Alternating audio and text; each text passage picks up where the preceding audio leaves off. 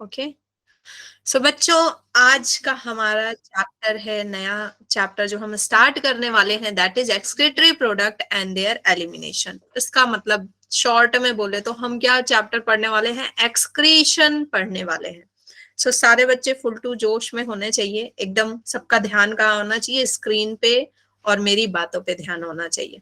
Okay, बहुत सारे questions भी मैं आपसे पूछने वाली हूँ इस चैप्टर के स्टार्टिंग में, एंड देन फिर हम आगे बढ़ते जाएंगे। तो इस चैप्टर में आप एक्चुअली पढ़ने क्या वाले हैं कि यूरिन किस तरह से बनता है, किडनी का फंक्शन क्या है, किडनी किस तरह से यूरिन को बनाने में हेल्प करता है, एंड इसके बाद किडनी की डिजीज आप पढ़ेंगे।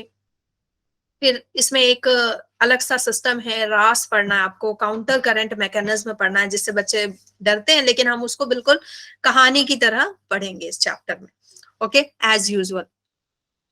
सो introduction, what is excretion? Excretion बच्चे होता क्या है, and how it is different from the egestion.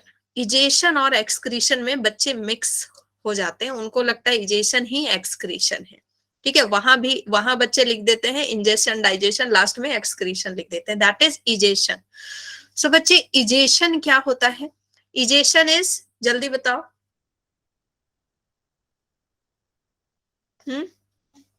Egestion क्या है?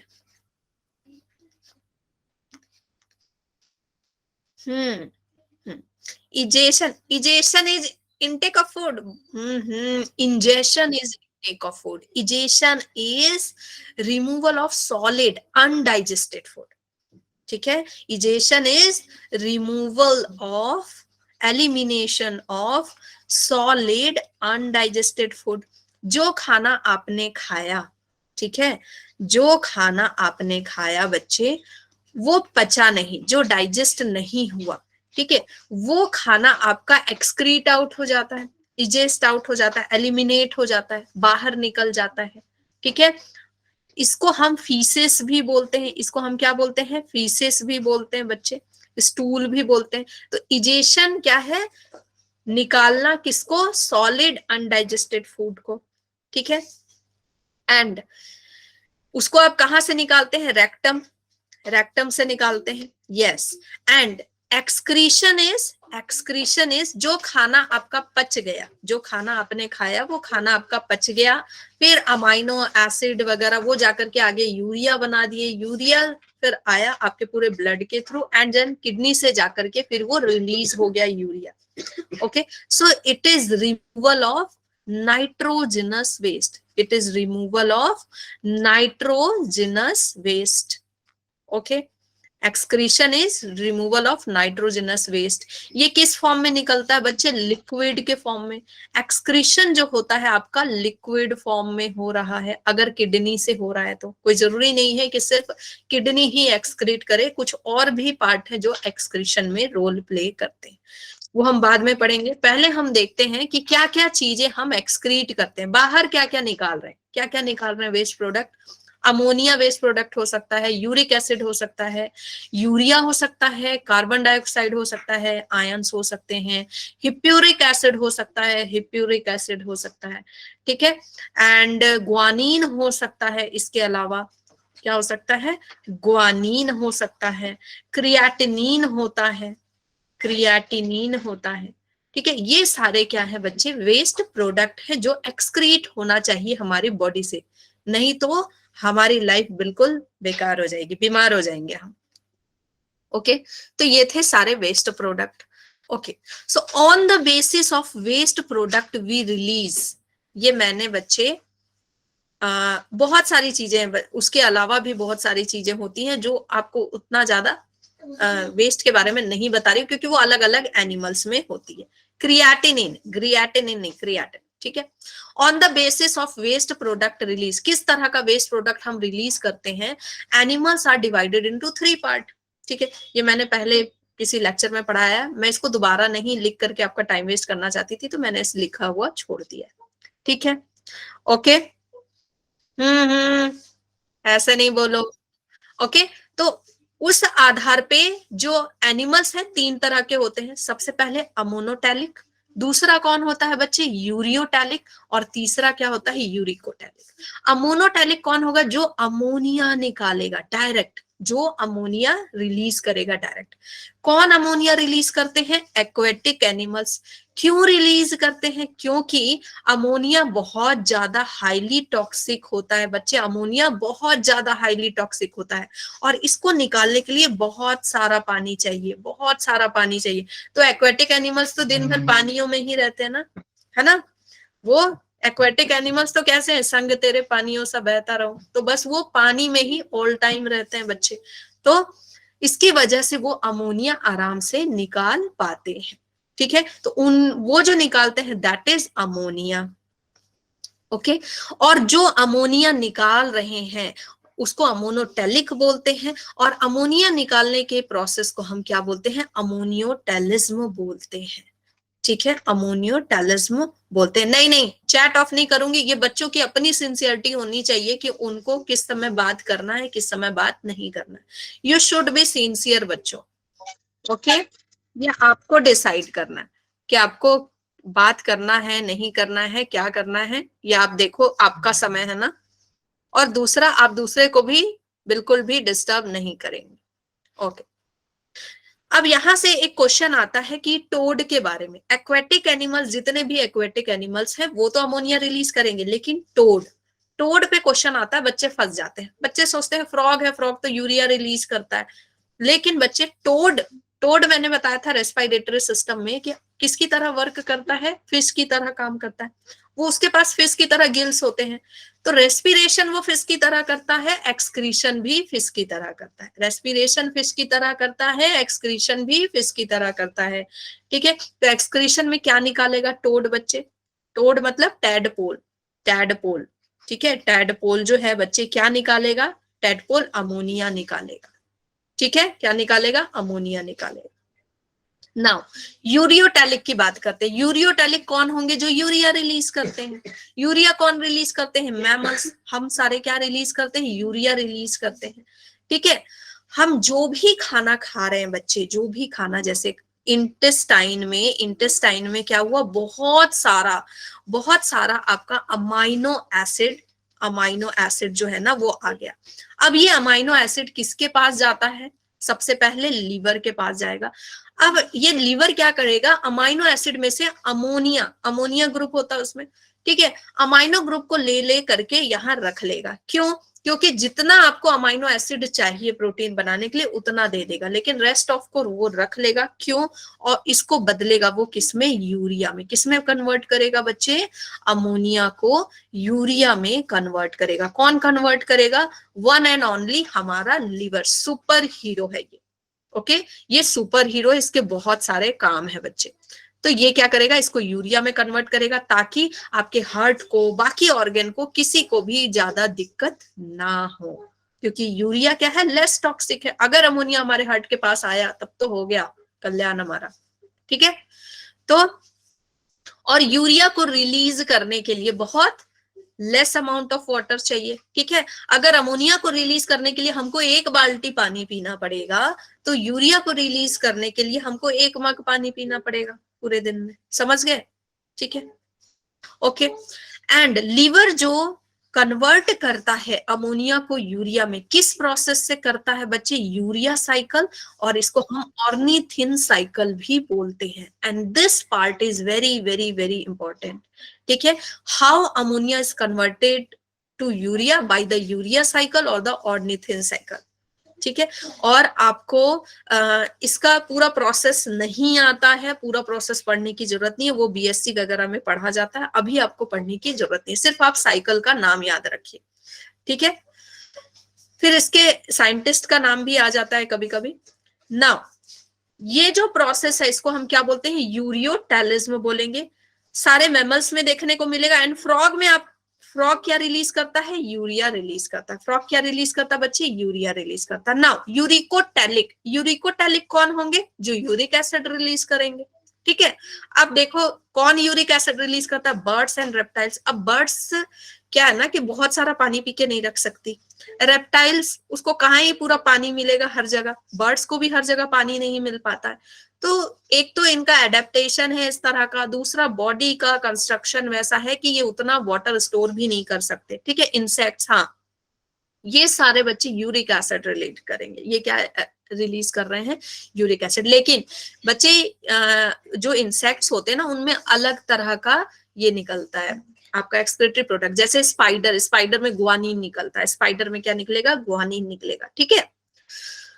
तो यहाँ पे बर्ड्स और रेप्टाइल, ये जो पार्ट है, दिस इज वेरी इंपॉर्टेंट। ये आपका आया हुआ है, PYQ है कि बर्ड्स एंड रेप्टाइल्स क्या रिलीज करते हैं? यूरिक एसिड रिलीज करते हैं। एंड यूरिक एसिड कैसा होता है? बहुत ही थिक कॉन्सेंट्रेटेड यूरिन होता है।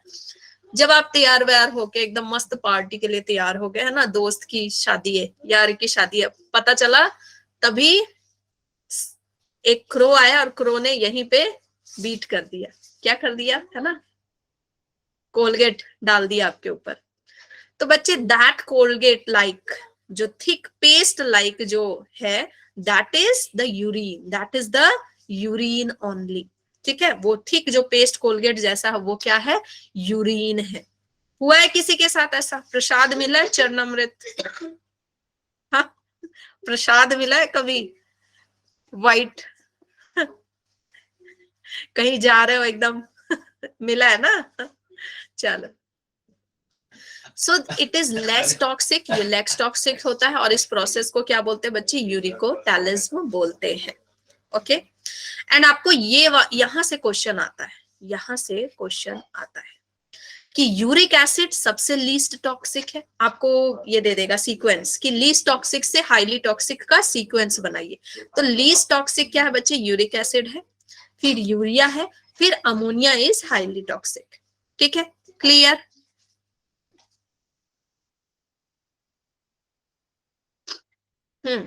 नाउ अब हम ये सारी चीजें हम पढ़ चुके हैं। नाउ एक्सक्रेटरी ऑर्गन में आते हैं, एक्सक्रेटरी ऑर्गन की बात करते हैं।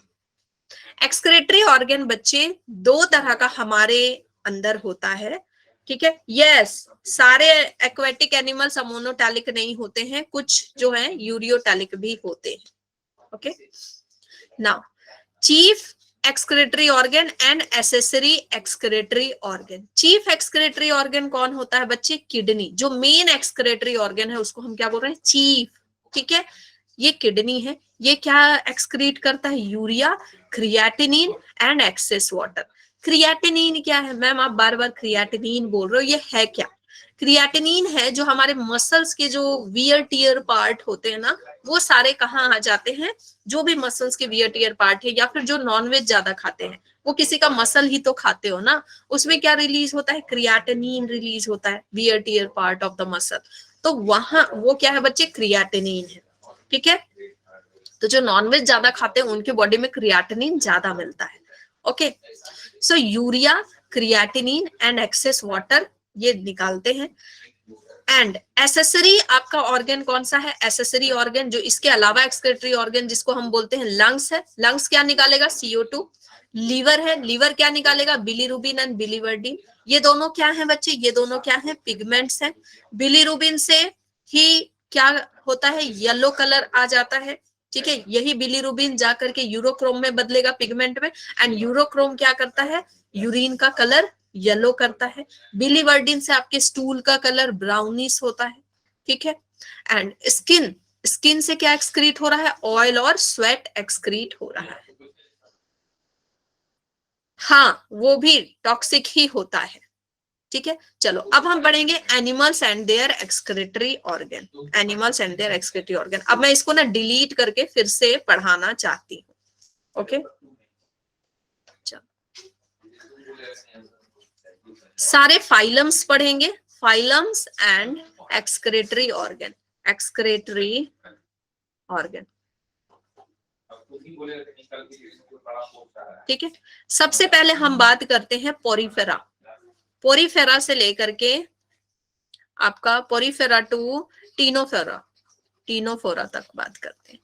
इनके पास बच्चे, इनके पास no excretory organ, no excretory organ. कुछ तो है नहीं ना इनके पास, कुछ तो है नहीं। पोरीफेरा में क्या देखा था? छेद थे पूरे बॉडी में, कुछ नहीं है।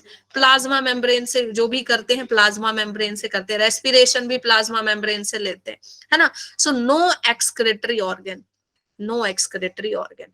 देखो बच्चे पूरे ह्यूमन फिजियोलॉजी में आपको इसको पढ़ते जाना है, ठीक है, एक एक चीज को पढ़ते जाना पूरे ह्यूमन फिजियोलॉजी में। अब प्लेटी हेलमिंथस की बात करते हैं, प्लेटी हेलमिंथस की, ठीक है। प्लेटी हेलमिंथस के पास क्या होगा बच्चे, प्लेटी हेलमिंथस फ्लैट होते हैं, फ्लैट वर्म होते हैं। तो फ्लैट वर्म के पास क्या प्रेजेंट होगा, F for flat worm, F for flame cell, F for flat worm, F for flame cell होगा इनके पास। कैसे याद रखना है, ये क्या है, प्लेट है, प्लेट की तरह है, और इनके ऊपर क्या जलती रहती है, फ्लेम जलती रहती है, इनके ऊपर क्या जलती रहती है, फ्लेम जलती रहती है, ठीक है। प्लेटिवॉर्म जो है, हाँ, इसका दूसरा नाम सोलेनोसाइट है। मैं बच्चे ये क्वेश्चन बच्चों को रखना चाह रही थी कि इसका दूसरा नाम क्या होता है, फ्लेम सेल का दूसरा नाम बच्चे सोलेनोसाइट होता है। ये मैं आप लोगों को होमवर्क में देने वाली थी, सोलेनोसाइट, ठीक है। चलो नाउ आगे बढ़ते हैं, फिर एस्केलमिंथस की बात करते हैं। एस्केलमिंथस, एस्केलमिंथस बच्चे राउंड वर्म होता है, ठीक है। एस्केलमिंथस में क्या आते हैं, राउंड वर्म। तो राउंड वर्म में R for round worm, R for renette cell, renette cell, ठीक है। इनके पास क्या है, रेनेट सेल है। नाउ एस्केलमिंथस के बाद हम बात करते हैं एनेलिडा की, एनेलिडा की। एनेलिडा के पास क्या होगा बच्चे, नेफ्रीडिया, क्या होगा, नेफ्रीडिया होगा।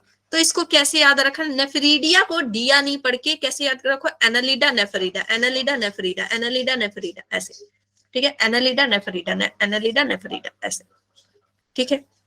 नाउ अब हम बात करते हैं आगे मोलस्का की, मोलस्का की, ठीक है। मोलस्का के पास क्या होता है बच्चे, मेटानेफ्रीडिया, मेटानेफ्रीडिया, नेफ्रीडिया, ओके। और इसको हम Bojanus, Bojanus organ, organ and Keber's organ भी बोलते हैं, ठीक है। इस नाम से भी हो तो आप डरिएगा नहीं, बोजानस ऑर्गन, कैबर्स ऑर्गन। बोजानस और कैबर्स क्या है बच्चे, बोजानस और कैबर्स क्या है, this is the scientist name, ठीक है। उन्होंने बोला कि हाँ मैंने देखा इस तरह का, तो वो वही है ना, ठीक है। मोलस्का, मोलस्का के बाद हम बात करते हैं आर्थ्रोपोडा की, आर्थ्रोपोडा की बात करते हैं। आर्थ्रोपोडा बहुत ही वास्ट है, सबसे ज्यादा आर्थ्रोपोडा पाया जाता है। तो अलग अलग आर्थ्रोपोडा के पास अलग अलग चीजें होंगी, अलग अलग चीजें होंगी बच्चे। तो सबसे पहले, ठीक है, सबसे पहले कॉक्सल। तो अगर इंडिया में डिस्कवर होते तो इंडियन नेम होता, जैसे मैंने पिछली क्लास में बताया कि अगर इंडिया में डिस्कवर होते तो क्या नाम होता, Chintus organ, this is the, है ना, रीनास, इट्स लीनास ऑर्गन, इस तरह से नाम होता, ओके। सुंदरलाल ऑर्गन, ऐसी होता नाम। तो ये है कॉक्सेल, कॉक्सेल ग्लैंड होता है बच्चे इनके पास, ग्रीन ग्लैंड होता है, ठीक है, ग्रीन ग्लैंड। एंड कौन सा ग्लैंड होता है, मेल फीजियन, मेलफिजियन ट्यूब्यूल्स, मेलफिजियन ट्यूब्यूल्स, ठीक है। तो इसको कैसे याद रखोगे, देखो मैंने जब पढ़ा था तो मैंने इसको कैसे याद रखा था कि जो हमारा अर्थ है ना, जो हमारा अर्थ है बच्चे, हाँ, हमारा जो अर्थ है वो उसमें कोर है, कोर प्रेजेंट है ना, कोर होता है हमारे अर्थ के लेयर में, मेंटल वाला पार्ट होता है। तो कोर मेंटल है और हमारा अर्थ ग्रीन है, ऐसे याद रखा था। क्यों, क्योंकि यहाँ पे आर्थ्रोपोडा है। हमारा अर्थ जो है वो उसमें क्या है, कोर वाला पार्ट है, मेंटल वाला पार्ट है एंड ग्रीन पार्ट है। तो ऐसे करके मुझे याद हो गया था, तो अभी तक याद है, ठीक है। ऐसे आप भी याद कर सकते हैं ना। हाँ और बहुत सारे होते हैं, लेकिन ये मेन, ये जो तीन है ना, इससे क्वेश्चन आता है आपका। और मेलफिजियन ट्यूब्यूल्स किस में देखने को मिलेगा बच्चे, आपको कॉकरोच में, कॉकरोच में। चूंकि ये बहुत ही वास्ट है, वास्ट है, तो इनके पास बहुत कुछ होता है बच्चे, बहुत कुछ होता है, ओके। तो ये मेलफिजियन ट्यूब्यूल से क्वेश्चन आएगा कॉकरोच पे, ओके, यहाँ पे मेल्फिजियन ट्यूब्यूल्स के जगह आपको मेल्फिजियन बॉडी लिख देगा, मेल्फिजियन कैप्सूल लिख देगा, कुछ भी लिख देगा, लेकिन आपको याद रखना है कि इनके पास क्या है, मेल्फिजियन ट्यूब्यूल्स है। कॉकरोच के पास ऐसे मेल्फिजियन ट्यूब्यूल्स होते हैं, इस तरह से मेल्फिजियन ट्यूब्यूल्स होते हैं, ठीक है, याद रखना है। नाउ 7th हम बात करते हैं, इतना लेट, 7th हम बात करते हैं किसकी, आपके अकाइनोडर्माटा की। अकाइनोडर्माटा के पास क्या होता है बच्चे, कुछ भी नहीं। अब क्या है, भगवान ने इससे छीन लिया सब कुछ, इसके पास no excretory organ, excretory, yes, गरीब है हो गया ये फिर से, ठीक है, एक्सक्रेटरी ऑर्गन। ओके, नाउ आगे, इसके बाद आता है आपका, इसके बाद कौन आएगा बच्चे बताओ, हाँ वही वास्कुलर सिस्टम से ही वो निकालेगा, क्योंकि उसके पास एक्सक्रेटरी सिस्टम है नहीं, ठीक है। ये कैसे नहीं, ये हेमिकॉर्डाटा, हेमिकॉर्डाटा, हेमिकॉर्डाटा कैसे निकालेगा बच्चे, proboscis gland, very very important, proboscis gland, ठीक है। अब इन सब में बच्चे सबसे ज्यादा इंपॉर्टेंट कौन सा है, दिस वन, जिससे अभी तक क्वेश्चन आया हुआ है, दिस वन, ठीक है, कॉकरोच वाला दिस वन, ठीक है। फिर आपका ये है, फिर फ्लेम सेल से बहुत क्वेश्चन आया है, ये और ये, ऐसे सारा का सारा इंपॉर्टेंट है। आपको कैसे दे सकता है क्वेश्चन कि मैच द फॉलोइंग, ठीक है, क्वेश्चन दे देगा, आमने सामने फाइलम दे देगा, एक्सक्रेटरी ऑर्गन दे देगा, एंड मैच द फॉलोइंग करके क्वेश्चन आ जाएगा आपका, ठीक है। Now is this clear, clear हो गया। तो बच्चे आपको सारे फाइलम लाइन से याद होने चाहिए और उसका एक्सक्रेटरी ऑर्गन भी याद होना चाहिए, ठीक है। तो शुरुआत में कोई एक्सक्रेटरी ऑर्गन नहीं थी, फिर क्या हुआ, फिर फ्लेम सेल आया, उसके बाद रेनेट सेल आया, इस तरह से आपको याद करना होगा लाइन से लिख करके।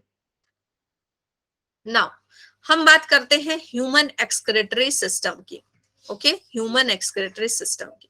ह्यूमन एक्सक्रेटरी सिस्टम में हमारा क्या क्या आता है बच्चे, pair of kidney, pair of kidney है, ठीक है, पेयर ऑफ यूरेटर है, यूरेटर क्या है बच्चे, ये जो पतली सी ट्यूब है, दिस इज यूरेटर। फिर यूरिनरी ब्लैडर है, उसके बाद ब्लैडर जहां पे आपका यूरिन जा जा करके इकट्ठा होगा, एंड देन फिर यूरेथ्रा है, फिर क्या है, यूरेथ्रा है, एंड देन वहीं पे क्या है, यूरिनरी ओपनिंग है, ठीक है, यूरेथ्रा से ही यूरिन बाहर आएगा। ओके, तो आपको यहां से क्वेश्चन कैसे आता है कि किडनी के बारे में कौन सी बात सही है, तो पेयर ऑफ किडनी दे देगा एंड पेयर ऑफ यूरेथ्रा दे देगा, जहां, क्योंकि यूरेटर और यूरेथ्रा में बच्चे बहुत ज्यादा कंफ्यूज होते हैं, क्योंकि यूरेटर और यूरेथ्रा एक जैसा लगता है, तो आपको यहाँ पे क्या दे देगा, अ पेयर ऑफ यूरेथ्रा लिख देगा उल्टा, और नीचे लिख देगा सिंगल यूरेटर। तो आपको यहाँ पे कंफ्यूज नहीं होना है। सबसे पहले तो बच्चे थ्रा लिखा है, यहाँ थ्रा लिखा है, ठीक है। तो यहाँ यूरेथ्रा मतलब यूरिया, यूरिया, यूरे से क्या हो गया यूरिया, एंड थ्रा से क्या हो गया थ्रो, यूरिया को जो थ्रो करे वो कौन है, यूरेथ्रा, याद रहेगा। अब यूरिया को जो थ्रो करे वो क्या है, यूरेथ्रा, ठीक है, ऐसे करके आपको याद रखना है इसको, ओके। और यूरेटर क्या है, आपकी ट्यूब है, यूरेटर क्या है, ये ट्यूब है, टर से याद रखना ये क्या है, ट्यूब है। चल आगे ना, ये कहाँ प्रेजेंट होती है, किडनी आपकी लोकेटेड कहाँ होती है, आगे होती है कि पीछे होती है, बताओ किडनी कहाँ होती है, बताओ बताओ जल्दी, कहाँ पे होती है किडनी, कोई आके बोलेगा किडनी दर्द हो रहा है ना, मतलब पेन हो रहा है, किडनी दर्द हो रहा है ऐसे पता नहीं चलता, लेकिन दर्द हो रहा है तो कहाँ चेक करोगे किडनी चेक करने के लिए, हाँ वेरी गुड वेरी गुड, हाँ डॉर्सल साइड है ना, डॉर्सल साइड किसको बोलते हैं, आपके बैक साइड को, ओके। तो आगे तो हमारा क्या है बच्चे, पूरा एलिमेंट्री कैनाल वगैरह है, एलिमेंट्री सिस्टम है, स्टमक है, लीवर वगैरह है। बैक में ये देखो, ये जो बंदा है ना, ये जो बंदा है ये पीछे मुड़ के खड़ा है, ये पीछे मुड़ के खड़ा है, ये इसका कौन सा साइड है, डॉर्सल साइड है, बैक साइड है, ठीक है।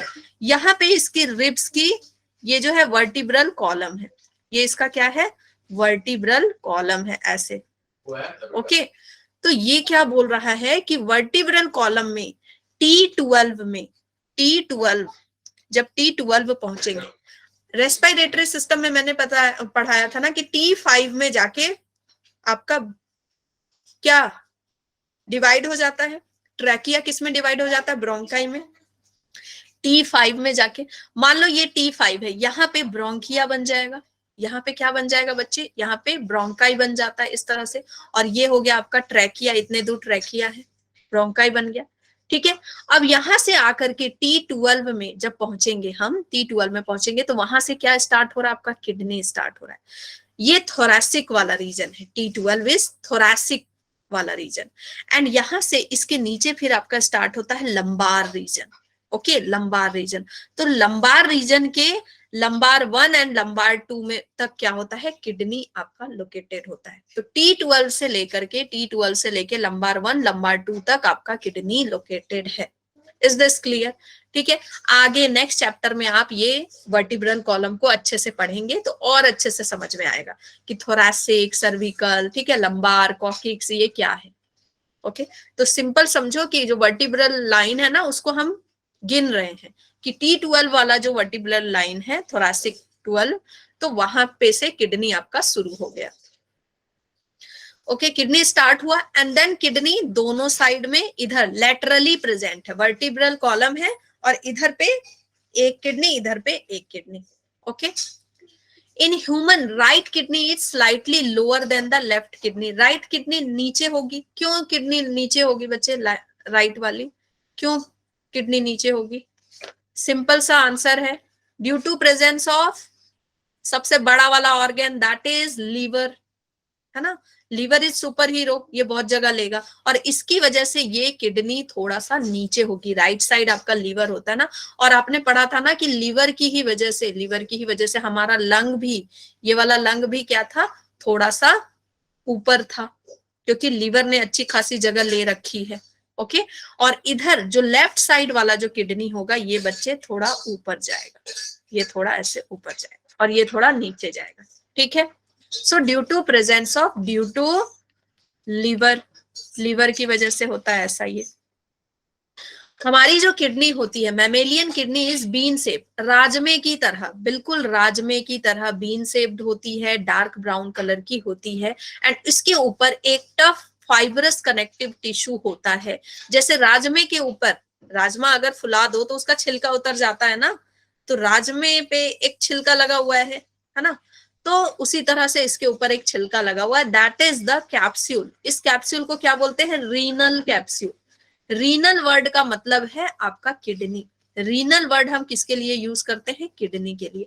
अगर यही इसी तरह का कैप्सूल अगर लीवर के ऊपर प्रेजेंट हो तो हम उसको क्या बोलते हैं, हिपैटिक कैप्सूल, ठीक है, क्योंकि हिपैटिक वर्ड किसके लिए है, लिवर के लिए, तो हिपैटिक कैप्सूल। अगर इस तरह के फाइब्रस कनेक्टिव टिश्यू किडनी के ऊपर है तो हम उसको क्या बोलते हैं, रीनल कैप्सूल, ठीक है। तो कंफ्यूज नहीं होना कि रीनल कैप्सूल क्या है अगर क्वेश्चन आ जाए तो। रीनल मतलब किडनी, कैप्सूल मतलब कवरिंग। कैप्सूल कैसी होती, कवरिंग होती है ना, देखते हो अंदर मटेरियल होता है, ऊपर कवरिंग, ओके। तो कवरिंग है यहाँ पे। नाउ किडनी हमारा लेंथ में कितना होता है, स्केल पकड़ो, स्केल छोटी वाली स्केल जो 10 सेंटीमीटर की होती है ना, उतनी बड़ी आती है वो, तो 10 सेंटीमीटर इन लेंथ होता है, 5 सेंटीमीटर इन ब्रेथ होगा, उसका आधा, एंड 3 सेंटीमीटर क्या होगा, थिकनेस होगा, ओके।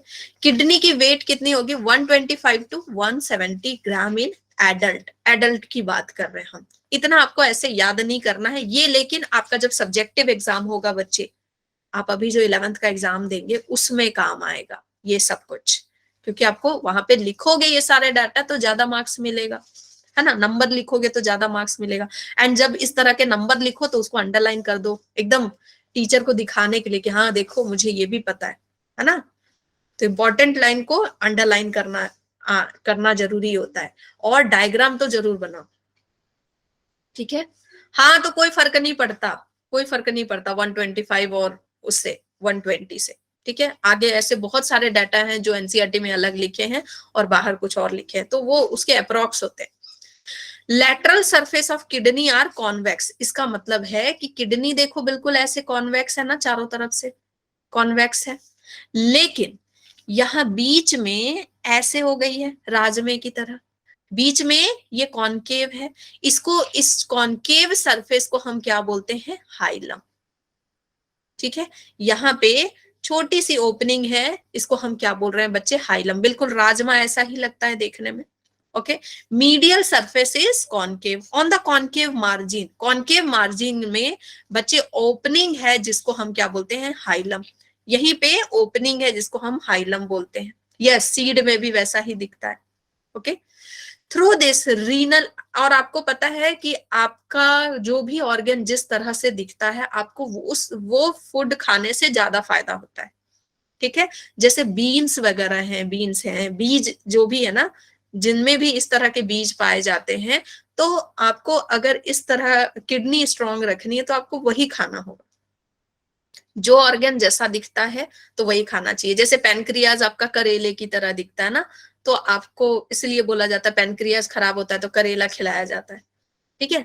बिल्कुल पेनक्रियाज को खोलोगे तो बिल्कुल वैसे ही करेले की तरह ऐसे छोटे छोटे एसिनी एंड आइलेट्स वैसे ही लगता है करेला देखने में ना। हार्ट, हार्ट कैसा लगता है देखने, पियर शेप आपका, आलमंड, पियर शेप, नाशपाती, आलमंड, वैसा लगता है देखने में, तो वो सब खाओ, जो जैसा दिखता है वैसा खाओ, है ना।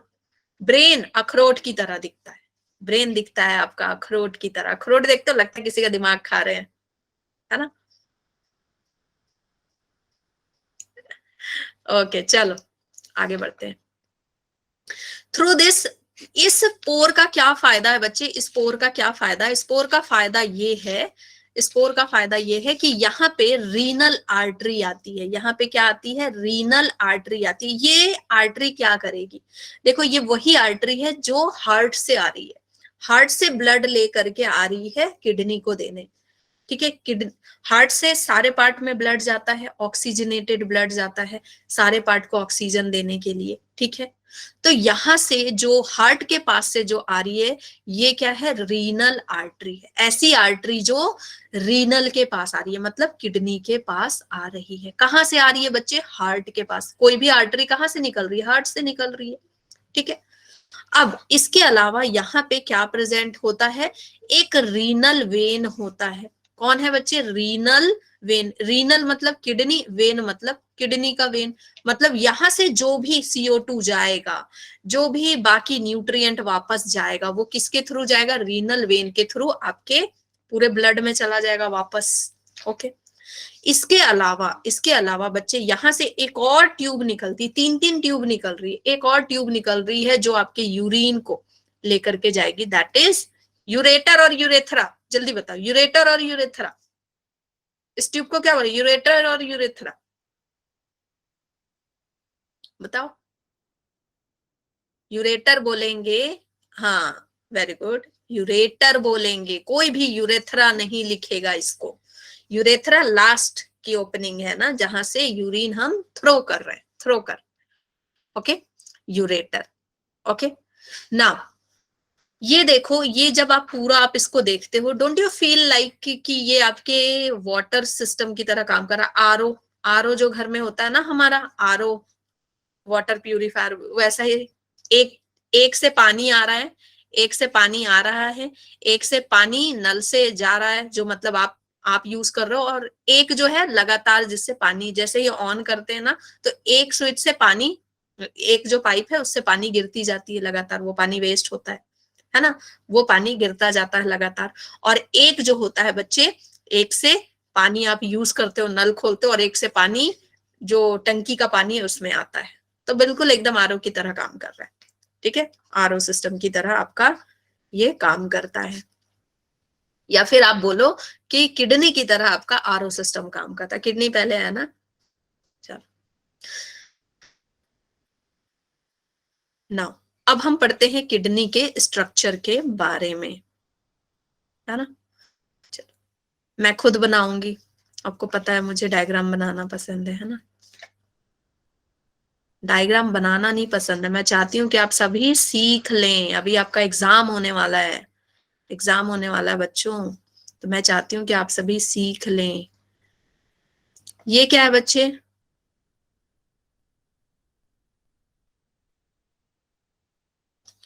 है ना, इस तरह से ऐसे करके प्रेजेंट होता है, ये नैरो होता जाता है। ओके, ये यहाँ पे नैरो होता जाता है, आगे चल के ये नैरो होता जाता है, एंड देन ये खुलता है यहाँ पे ऐसे। हम्म अब हम पढ़ेंगे एक एक स्ट्रक्चर। इस वाले पार्ट को क्या बोलेंगे बच्चे, कॉर्टेक्स, कॉर्टेक्स। इसको क्या बोलेंगे, ये जो है दिस इज बच्चे, what is this is medullary pyramid, medullary pyramid, ठीक है। इतना पार्ट जहां पे कुछ नहीं है दैट इज कॉर्टेक्स, और जहां पे आपका पूरा पिरामिड है उसको क्या बोलते हैं, मेड्यूला बोलते हैं, उसको मेड्यूला बोलते हैं, ठीक है। अब कुछ कॉर्टेक्स यहाँ यहाँ बीच बीच में आ गया है, कुछ कॉर्टेक्स आपका यहाँ यहाँ पे बीच बीच में आ गया है, ठीक है। कुछ कॉर्टेक्स मेड्यूला के बीच बीच में है। इस पार्ट को क्या बोलते हैं, यहां से क्वेश्चन आता है बच्चे, इस पार्ट को क्या बोलते हैं, कॉलम ऑफ बर्टीनी, कॉलम ऑफ बर्टीनी बोलते हैं। क्यों बोलते हैं भाई, बर्टीनी ने खोजा होगा, बर्टीनी ने बोला मैंने खोजा, मैंने खोजा, है ना, मैंने एक जगह ढूंढी है, मेड्यूला के बीच में से जगह जा रही है, वो भी कॉर्टेक्स का पार्ट है, दैट इज कॉलम ऑफ बर्टीनी। इसको क्या बोल रहे हैं, कॉलम ऑफ बर्टीनी। ओके, अब ये जो लाइनिंग है इसकी, ये जो ऐसे मेड्यूलरी पिरामिड है ना, ये इस तरह से यहाँ पे आकर के खत्म हो जाती है, तो जहां पे ये इस तरह से एंड हो रही है वहां थोड़ा गैप है, that is papillae, that is papillae, ठीक है, या फिर पेपिलरी इसको स्पेस बोलते हैं। एंड इसके अलावा बच्चे ये जो छोटी छोटी ट्यूब में ये पहले पूरी फूली हुई है, फिर ऐसे पतली होते जा रही है, पतली होते जा रही है, तो इसको हम क्या बोलते हैं, कैलिक्स बोलते हैं, कैलिक्स बोलते हैं। ऊपर वाले पार्ट को मेजर कैलिक्स, नीचे वाली और पतली हो गई तो इसको माइनर कैलिक्स बोलते हैं। ऐसे करके ये पतली होती जाती है एंड आ करके इस एरिया में सारा यूरिन आता है, तो इस एरिया को क्या बोलते हैं, renal pelvis, renal pelvis, sorry renal pelvis बोलते हैं, रीनल पेल्विस, ठीक है। यहाँ पे ऐसा कोई गोल नहीं होता, मैंने ये बताया है कि ये ब्रॉडर एरिया में आकर के मिलती है, तो इसको हम क्या बोलते हैं, रीनल पेल्विस बोलते हैं, ठीक है। अब ओके, अब देखो नेफ्रॉन कैसे प्रेजेंट होता है। एक किडनी के अंदर, एक किडनी के अंदर बच्चे कितने नेफ्रॉन होते हैं, 1 मिलियन, 1 मिलियन नेफ्रॉन होते हैं, ठीक है, 1 मिलियन नेफ्रॉन एक kidney, in each kidney. Okay, तो इस मामले में आप क्या हैं, मिलियनेयर हैं, इस मामले में क्या है बच्चे, आप मिलियनेयर हैं। अब यहाँ पे नेफ्रॉन कैसे प्रेजेंट होगा बच्चे, ऐसे करके, इस तरह से,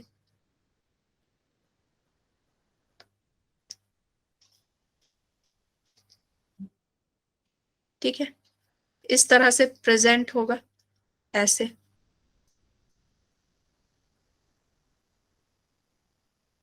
समझ गए, ऐसे करके नेफ्रॉन बहुत सारे, 1 मिलियन नेफ्रॉन ऐसे प्रेजेंट है।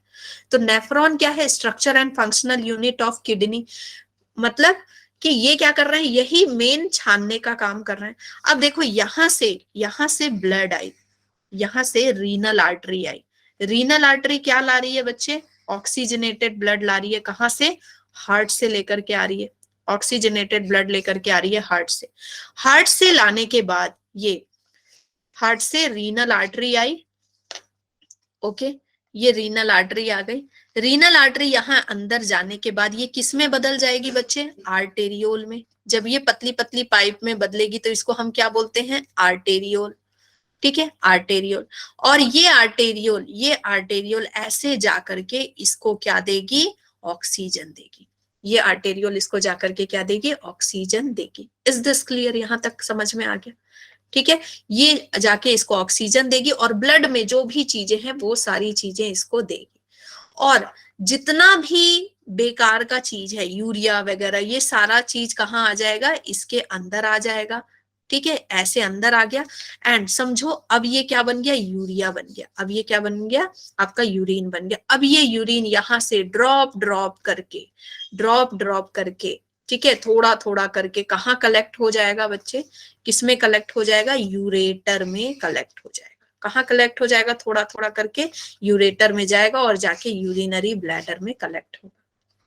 ठीक है, और जो भी अच्छी चीजें प्रेजेंट हैं, ठीक है, वो वापस जाएंगी। जो अच्छी चीजें प्रेजेंट है वो वापस जाएंगी। ठीक है, वो कैसे जाएंगी? ये इस तरह से वेन्यूल बनेगा। वेन्यूल आगे चल के क्या बना देगा बच्चे? वेन बना देगा। क्या, कौन सा वेन बना देगा? Renal vein. Renal vein. तो जो ब्लड गया था इसके पास ब्लड आरबीसी है, डब्ल्यूबीसी, वो सब तो हम यूरिन में नहीं डाल देंगे ना, तो वो सब अब वापस आएगा। आरबीसी, डब्ल्यूबीसी, प्रोटीन, वो सब अब वापस आ गया आपके ब्लड में। Is this clear? ये क्लियर हुआ यहां तक, है ना? तो इसको हम और डिटेल में समझेंगे। अभी मैंने मतलब ये समझा दिया आउटर आउटर सुपरफिशियली कि किस तरह से आपका नेफ्रॉन लोकेटेड होता है और क्या होता है।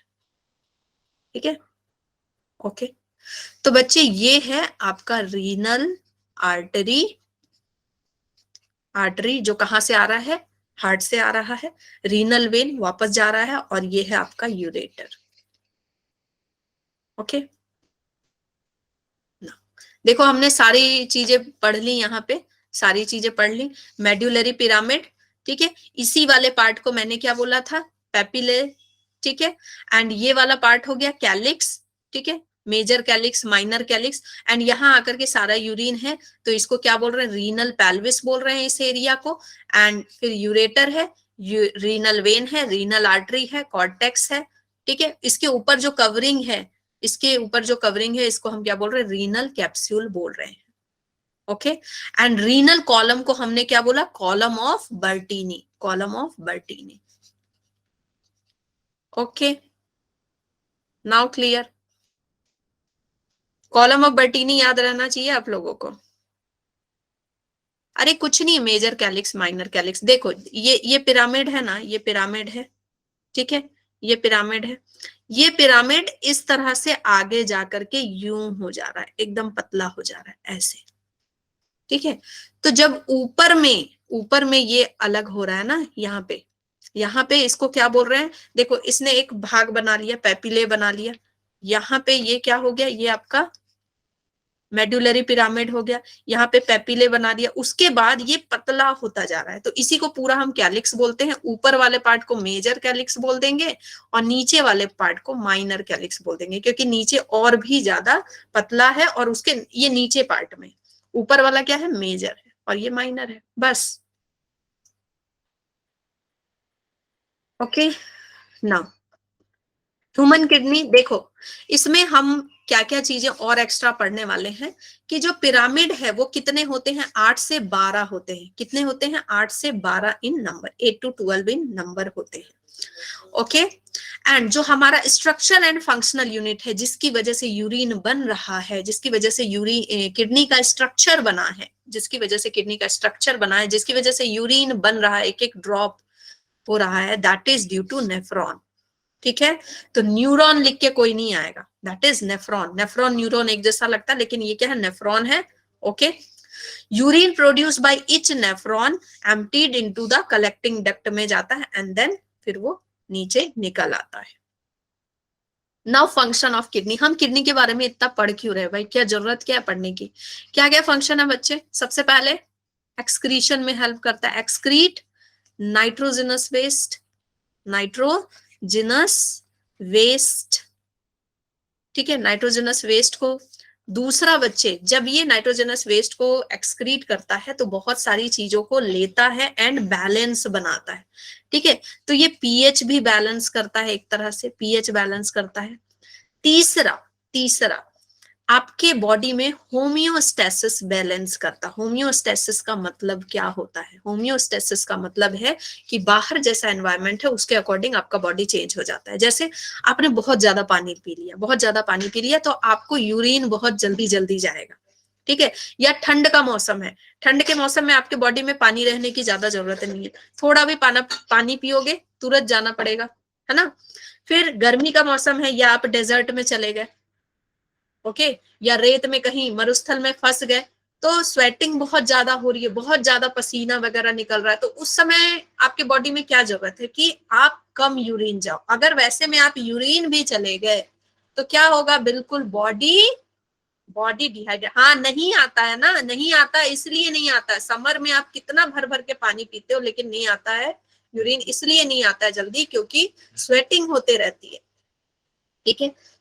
फिर ये इसी को क्या बोलते हैं, होम्योस्टेसिस, मेंटेन करना, वाटर का बैलेंस मेंटेन करना, ठीक है। और इसी की वजह से वाटर बैलेंस मेंटेन हो रहा है तो टेम्परेचर मेंटेन हो रहा है आपका। वाटर अच्छे से रेगुलेटेड है आपकी बॉडी में तो टेम्परेचर मेंटेन होगा, समझ रहे हो ना। ओके, तो वाटर बैलेंस कर रहा है, पीएच बैलेंस कर रहा है, सोडियम नमक वगैरह को बैलेंस करता है। जब नमक ज्यादा खा लोगे तो नमक ज्यादा निकलवाएगा, ठीक है। नमक को बोलेगा भाई एक्सक्रीट करो, इतने नमक की जरूरत नहीं है। तो सॉल्ट बैलेंस करता है, सॉल्ट बैलेंस करता है, ओके। इसकी वजह से क्या हो गया, आपका बीपी बीपी कंट्रोल में रहेगा बच्चे, ठीक है। ब्लड प्रेशर को रेगुलेट करके रखेगा, बीपी रेगुलेट करके रखेगा, ये बीपी रेगुलेट करके रखेगा, ठीक है। इसके अलावा ये हार्मोन रिलीज करता है, दैट इज एरिथ्रोपोइटिन। क्या रिलीज करता है बच्चे, एरिथ्रोपोइटिन रिलीज करता है।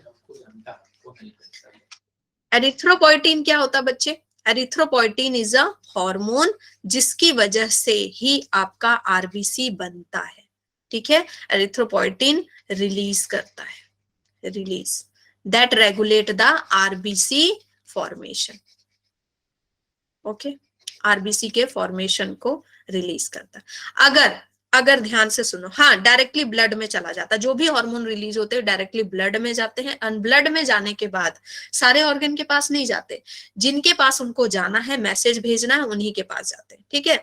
अब देखो ये क्या कर रहा है, एरिथ्रोपोइटिन रिलीज हुआ, ये बोन मैरो के पास जाएगा, उसको बोलेगा भाई इतना ही आरबीसी बनाना। अब ये नहीं कि तुम एक्साइटेड होके मतलब भर भर के आरबीसी बनाओ, ज्यादा आरबीसी भी इंसान के लिए क्या करेगा, नुकसान करेगा, ठीक है। ज्यादा आरबीसी भी उसको प्रॉब्लम क्रिएट करेगा। आपको पता है ना, पॉलीसाइथेमिया वगैरह सब पढ़ाया है ना आप लोगों को, ठीक है।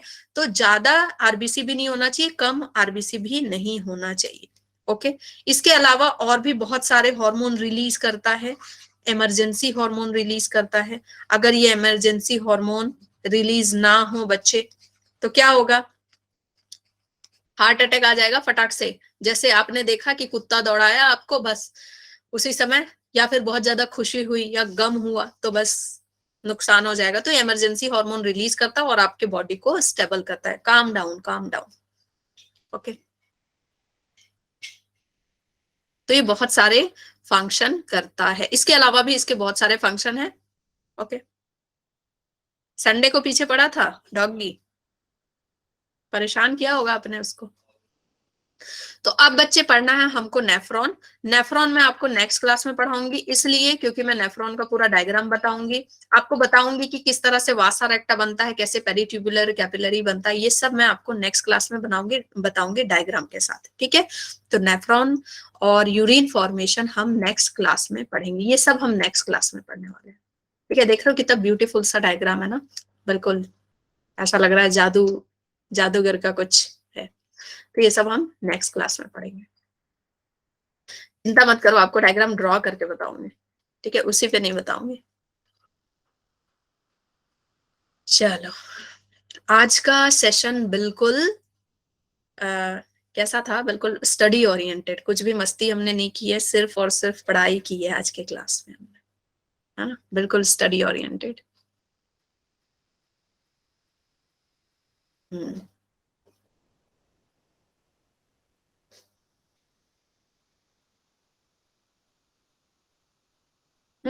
अच्छा, चलो गुड, मजा आया ना। मुझे लगा बच्चे सो तो नहीं गए, बोर तो नहीं हो गए कि हाँ, उसी को कैलिक्स को ही प्लूरल फॉर्म इज कैलिसेस।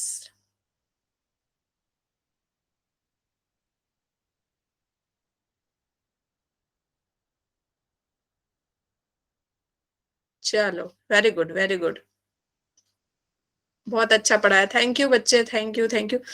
हाँ, प्लांट ग्रोथ एंड डेवलपमेंट का मैं आपसे बात करने ही वाली हूँ कि मैं उसका क्या करूँ, क्या करूं। मैं कल उसकी रिकॉर्डिंग बना देती हूँ, ठीक है, उसकी रिकॉर्डिंग कल मैं बना देती हूँ, इसलिए क्योंकि आप लोगों का तो स्कूल है, बच्चे तैयार नहीं हो रहे हैं।